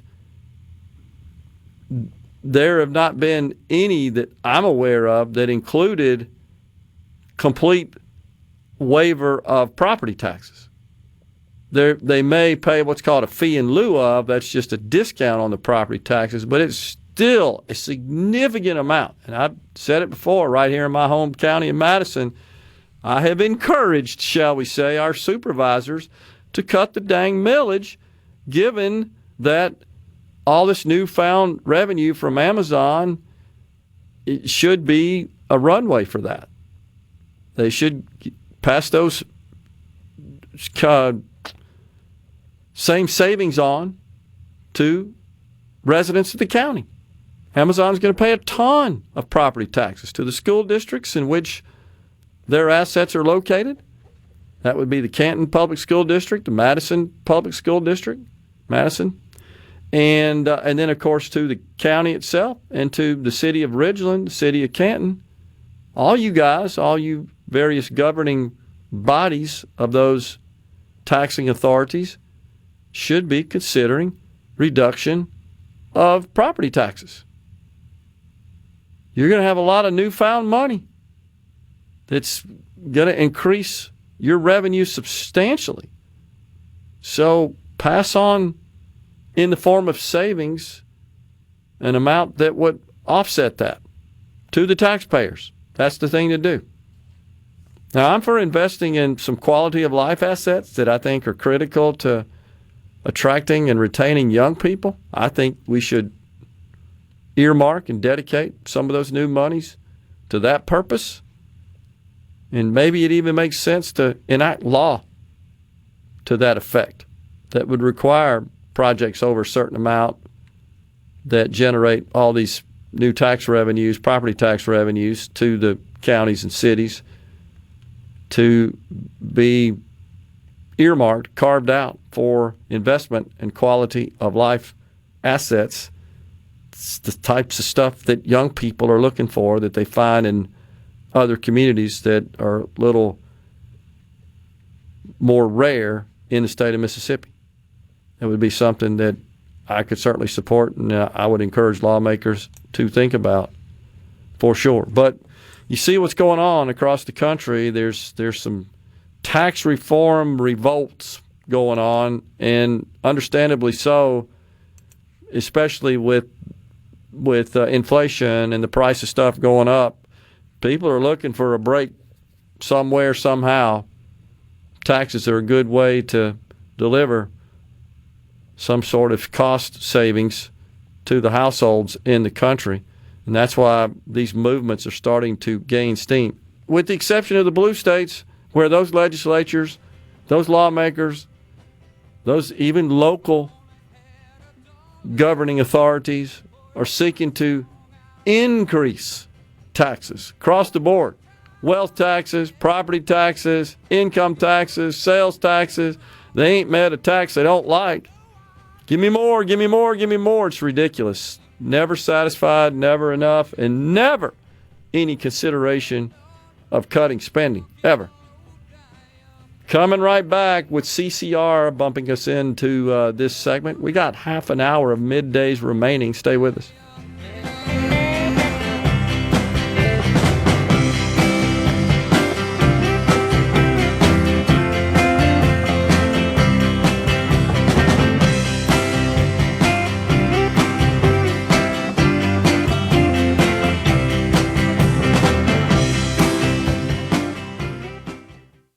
From the Seabrook.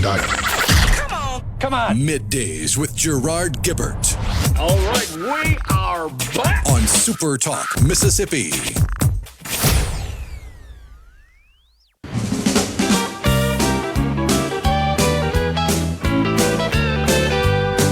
Diablo Motors had a hell of a sale downtown yesterday. Word got around, no money down, take years and years to pay. When I got there, the lot was bare. But Two music giants, Post Malone and Jelly Roll, will be making a stop at Vaught Hemingway Stadium on the Ole Miss campus on Friday, June the 5th. Joining them in Oxford will be country music singer Carter Faith. Go to supertalk.fm to find a registration location near you. This giveaway is brought to you by Legacy GMC and Laurel. If your business would like to be part of this great promotion with a registration box to attract customers, send us an email at sales@supertalk.fm or call 601-991-2305 for more info. On today's episode of In a Mississippi Minute with Steve Azar, you'll hear an interview with authors Josh Clark and Judy Long, who have written a book called The Most Powerful Word, which explores why Mississippi has produced so many acclaimed authors. You can listen to In a Mississippi Minute with Steve Azar today at 1 p.m. on SuperTalk Mississippi. Brian in Madison says, talking about behavior in Congress, don't forget the caning of Charles Sumner. I think that's his name.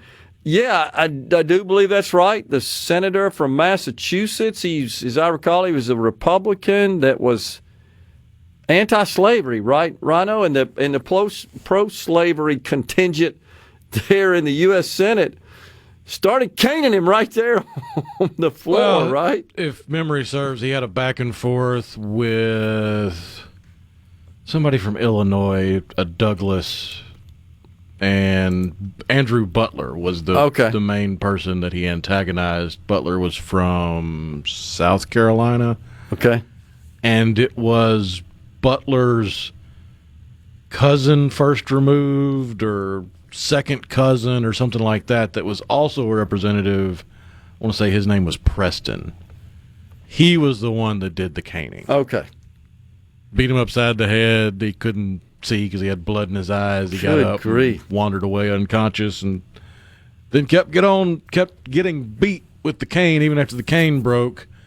And the guy Preston's second, I don't remember his name, pulled a pistol out to keep others away from breaking it up.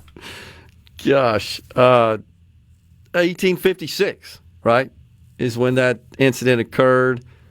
And again, someone really wanted that slavery, and he being Sumner, was an abolitionist and an equal rights person as well. Man. I mean, not defending a man getting caned in the halls of Congress, but if I'm not mistaken, the fighting words from Sumner were to the extent of saying that Butler had a slave mistress living in his home. Yeah, that'll get it going. Oh, my gosh. Not surprising. It just shows their level of disrespect on the C Spire text line. Some people can't open their mouths and civility come out. Seems like that is the case. Jeff in Grenada says, agree, but Trump is pretty foul-mouthed too. I dislike all of it.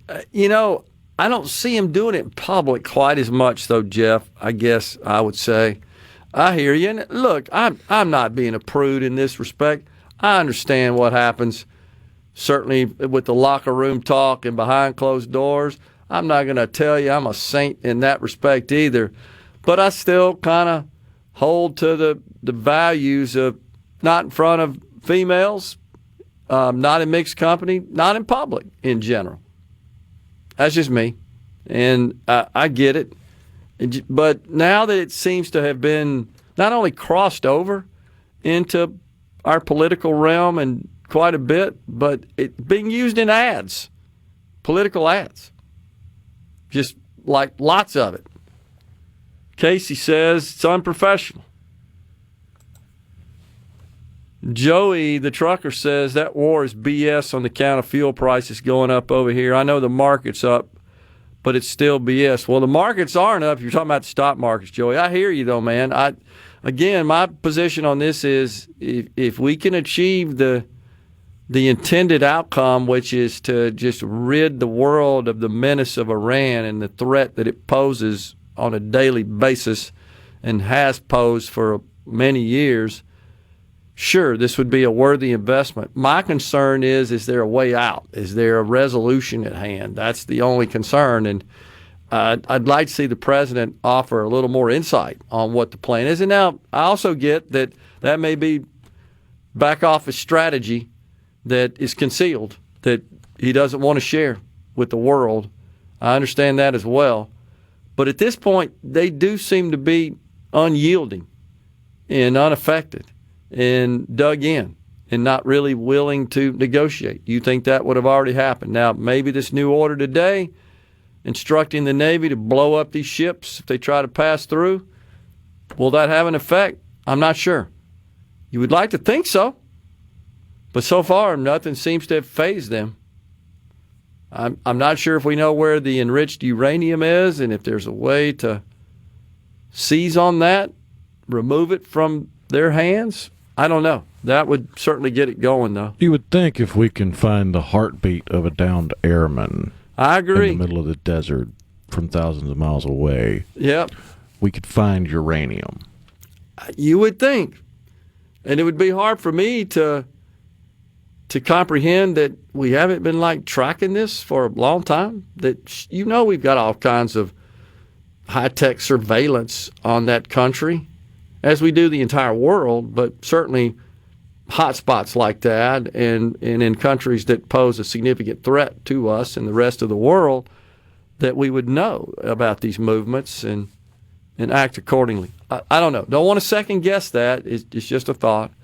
Donald in Oxford, we were talking, of course, about this morning earlier about property taxes, this movement in the country to abolish, reform property taxes, and also at the state level, income taxes, something we did here in the state of Mississippi, albeit a program that phases in the total elimination over a 14-year period.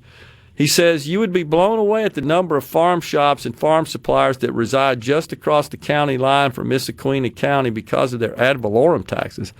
I am a little surprised at that. So, Donald, I assume you're suggesting that their ad valorem taxes, I haven't checked it out, are higher than the neighboring counties there.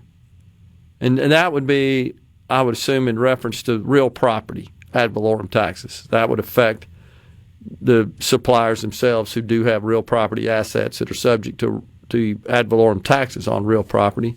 That's interesting. I appreciate you letting us know that. And that's just based on information I shared earlier on in the program. If you looked at replacing the ad valorem taxes on vehicles, something we have to pay for on an annual basis to get our car tags or sticker on our car tag if you got one already, and just looked at the math and in possibly replacing that ad valorem tax, very unpopular on vehicles, so-called car tags, with an increase, a local option layered on sales taxes. And Issaquah County seems to be the most upside down, with 350,000, not million or 3 million, 350,000 of ad valorem taxes on vehicles collected, and a 1% sales tax addition that would generate $7,800.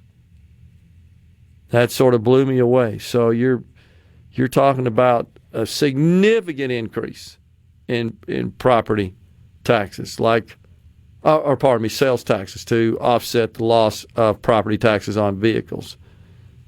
40%? That's insane. So every time you bought something, you'd be paying nearly 50% higher on sales taxes. That doesn't make sense to me. I'm questioning those figures, but this is directly from the Department of Revenue. Here's another one, Lawrence County, $724,000. That's what 1% sales tax would generate. Their ad valorem taxes on vehicles currently 2.6. So that's 3.5 times. That would require a 3.5% increase in sales taxes to generate the same revenue that ad valorem taxes on vehicles produce. Just an interesting comparison, just to kind of know as a starting point. You recall that Senator Jason Barrett, we talked about it, Rhino had a bill this past year, may have been a resolution, just to study, just to form a task force to study possible reforms to property taxes, both real and on personal property, such as vehicles, and couldn't get that resolution through, just to do some research and analysis and reporting. I don't get that. Why is it so hard? Couldn't get it out of committee. It seems like a worthy exercise to me, because I don't think people are going to stop complaining about this. Nobody likes this. It's like a root canal, as I say. It causes pain for people. Man, I got to go pay the dang property taxes once a year. The people don't like it. One of the most unpleasant things they do all year.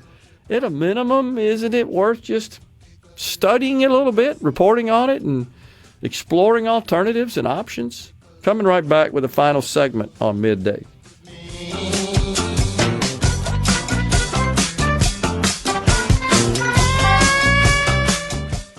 Celebrate Greek culture.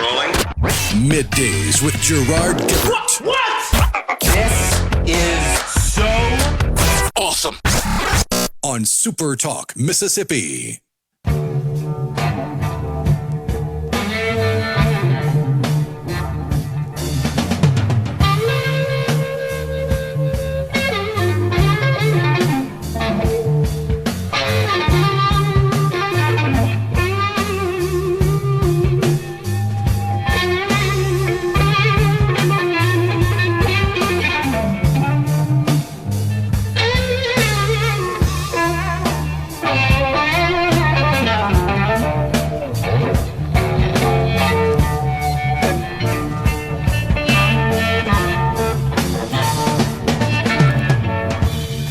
You know, we were talking earlier about the requirement in the state of Mississippi to include a person's biological gender at birth on their driver's license, and how Montana says that including the biological gender of an individual on their birth certificate is discrimination against transgenders. One thing I think, Rhino, we still haven't been able to get through is the requirement of school teachers, administrators, and other personnel that work in a public school, K-12 public school in Mississippi, to inform parents if a student expresses the desire to identify with a biological, or with a gender, I should say, that does not correspond with their biological sex, right? I don't think we've been able to get that legislation through. Still to this day, that's not a requirement. Now, in some states, it's the opposite. They are not allowed to disclose that and notify parents, which is consistent with the Democrat view that, oh no, their children belong to the community, not to their families, which is absurd, of course. It's the way they see it. Just like they think they own your money and your assets. Same deal. They even think they own your children. It's almost like they're all the worst people you've ever met. It's not almost. It is. We need to keep pushing to get this legislation through in Mississippi, that teachers, I know our friend Casey, if she's listening, she would know for sure. She's on the school board down there in Ocean Springs. I don't think that got through. I remember you and I laughing when we read the legislation, was it a couple of years ago, I think? First time I remember such a bill, a measure being introduced. And it had a fairly comprehensive list of things. Remember that that a parent must be notified of if there's any activity on the part of a student to identify themselves. One of them was an extraterrestrial being. Remember that? It's like, that's actually happening, and you confirm with me, yeah, there is. And then another's like an animal, like the furry people. Oh, yeah. So it's not just the gender stuff, the human gender stuff. Well, you've got the furries that think they're dogs and cats and wolves and all the mammals, and then you've got I just went blank. What's the name for the other weirdos that are really into thinking they're scalies? They think they're lizards or geckos or gators or crocodiles. But what about the extraterrestrial being? I couldn't stop laughing at that one. There was a video that went, I guess it wouldn't really be viral, but it made the rounds on the internet. Gosh, it's probably been almost 2 decades ago now, but it was one of these whack jobs before the whackery became mainstream. Yeah. Talking the ear off of some poor salesperson at a Hot Topic about how underneath his skin he has scales because he's secretly a golden dragon that's immortal, and he's just trying to find a way to remove his human skin so his true golden dragon form can take flight. I got you. AKA, these people are insane. Well, if a child in the K through 12 setting expresses such desires, shouldn't we let the parents know about that? Shouldn't we mandate that, compel it? That's crazy that we don't. And I don't understand why in a state like Mississippi we can't get that through. Fear of backlash. You know that's what it is. Cowardice. Big time. I'm convinced of that. Mark from Gulfport on the C Spire text line. Isn't there something called bronies? Bronies? Yeah, What's that's a that? whole different kettle of fish. Those are grown men, usually. I think there are some women in the group, but not many. Yep. That have encyclopedic knowledge of the children's cartoon show My Little Pony. Yeah. Okay, bronies. My Little Pony. That was bronies. Popular when my kids were growing up. On the C Spire text line, this may be true. 99% of Mississippi educators would inform anyway. Word would get home before the child did. I'd like to think that. I hope so. But is there any harm in passing this? We passed lots of stuff this year that I'm not sure is a prevalent problem, but it makes sense just to get it on the books and sort of preempt it before it comes one. And that's all. So, and I don't know. There's some liberal teachers out there in Mississippi, are there not, Rhino, in the K through 12 setting that may sort of align with this liberal ideology of, if you want to identify as a different biological sex, then we got to embrace that. We are out of here today. Back tomorrow for the final day of the week. Stay safe and God bless.